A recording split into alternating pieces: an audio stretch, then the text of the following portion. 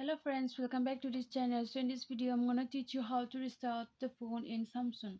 So before I start the video, please do not forget to like the video, share the video and subscribe the channel. So without wasting time, let us start the video. So first of all, what you need to do is you have to take the phone.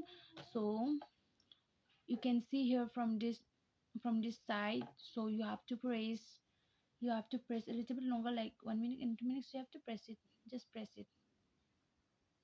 So you see here, power off, restart and emergency. So what you need to do is that you just need to press this restart, the second one. You just need to press this one.